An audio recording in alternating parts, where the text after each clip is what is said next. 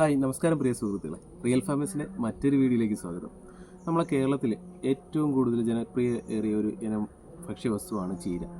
അപ്പോൾ നമ്മളെ കേരളത്തിൽ നിന്ന് പ്രചാരത്തിൽ നമ്മളെ ഒരുപാട് കർഷകരും അതുപോലെ തന്നെ കൃഷി ഓഫീസർമാരും ഒരുപാട് ഇനം ചീരകൾ നമ്മൾ ഇതിനിടയിൽ തന്നെ പരിചയപ്പെടുത്തിയിട്ടുണ്ട്.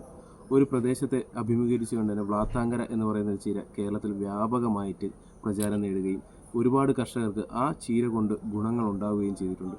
അതുപോലെ തന്നെ വ്ളാത്താങ്കര, ചെമ്പട്ട്, റെഡ് റോസ്, അങ്ങനെ പച്ചച്ചീര, അതുപോലെ അരുണ്, അങ്ങനെ അനവധി ഇനം ചീരകൾ നമുക്ക് ഇപ്പോൾ നമ്മുടെ മാർക്കറ്റിൽ ലഭ്യമാണ്.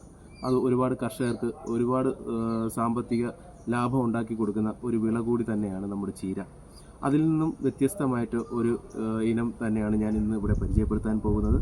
നമ്മുടെ കേരള കാർഷിക സർവകലാശാല വികസിപ്പിച്ചെടുത്ത വൈഗ എന്ന് പറയുന്ന ഒരു ഇനം ചീരയാണ്. അപ്പോൾ ഈ വൈഗ എന്ന് പറയുന്ന ചീര അധികം പ്രചാരം കയറിയിട്ടില്ല, അതായത് പ്രചാരത്തിൽ വന്നിട്ടില്ല. കാരണം എന്തുകൊണ്ടാണെന്ന് അറിയത്തില്ല. പക്ഷേ ഞാൻ ഈ വൈഗ എന്ന് പറയുന്ന ചീര വിത്ത് വാങ്ങി, അത് യൂണിവേഴ്സിറ്റിയിൽ നിന്ന് തന്നെയാണ് വാങ്ങിയത്. അവിടുന്ന് വാങ്ങി പേട്രയിൽ പാകി എൻ്റെ സുഹൃത്തായ ഷിബു മടവൂരിന് കൊടുക്കുകയാണ് ചെയ്തത്. അപ്പോൾ അദ്ദേഹത്തിൻ്റെ മട്ടുപ്പാവിൽ തൈകൾ നടുകയാണ് ചെയ്തത്. അപ്പോൾ ഇതിൽ നിന്ന് എനിക്ക് മനസ്സിലാക്കാൻ കഴിഞ്ഞത്, ഈ ഒരു കാലാവസ്ഥയിലാണ് അദ്ദേഹം ഇവിടെ കൃഷി ചെയ്തിട്ടുള്ളത്. അപ്പോൾ നല്ല രീതിയിൽ മഴയുണ്ടായിരുന്നു. അപ്പം കാലാവസ്ഥ നമുക്ക് ചീര കൃഷിക്ക് അനുകൂലമല്ലായിരുന്നു. എങ്കിൽ പോലും ഇത് കണ്ടില്ലേ, ഞാൻ നിങ്ങൾക്ക് പറഞ്ഞു തരേണ്ട ആവശ്യമില്ല. നല്ല രീതിയിൽ നല്ല ബുഷിയായിട്ട് തന്നെ ഇലപ്പുള്ളി രോഗങ്ങൾ ഒരു 10% താഴെ മാത്രമാണ് ഇലപ്പുള്ളി രോഗങ്ങൾ വന്നിട്ടുള്ളത്. അത് ഇത്ര കൺജസ്റ്റഡ് ആയിട്ട് നിൽക്കുന്നതുകൊണ്ടാവാം.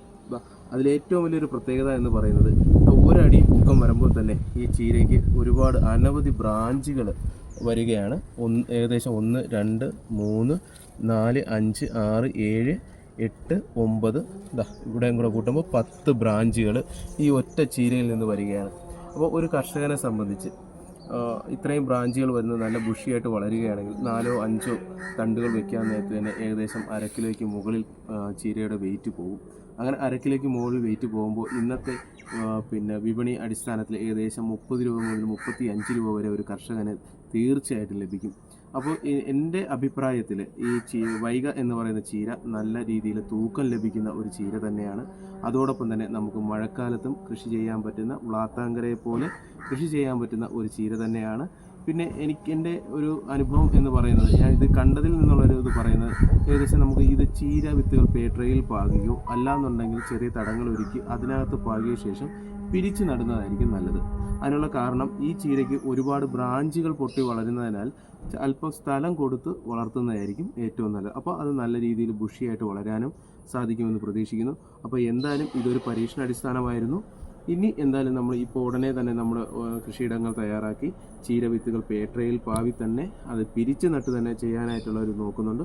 അപ്പോൾ തുടർന്നുള്ള നമ്മുടെ വീഡിയോയിൽ തീർച്ചയായിട്ടും ഇതിൻ്റെ അതായത് വാണിജ്യാടിസ്ഥാനത്തിൽ പിരിച്ചു നട്ട് എങ്ങനെ കൃഷി ചെയ്യാമെന്നുള്ള വീഡിയോ നമുക്ക് തീർച്ചയായിട്ടും കാണാം. അപ്പോൾ അതുവരെയും എല്ലാവർക്കും ശുഭദിനം നേരുന്നു. നന്ദി, നമസ്കാരം.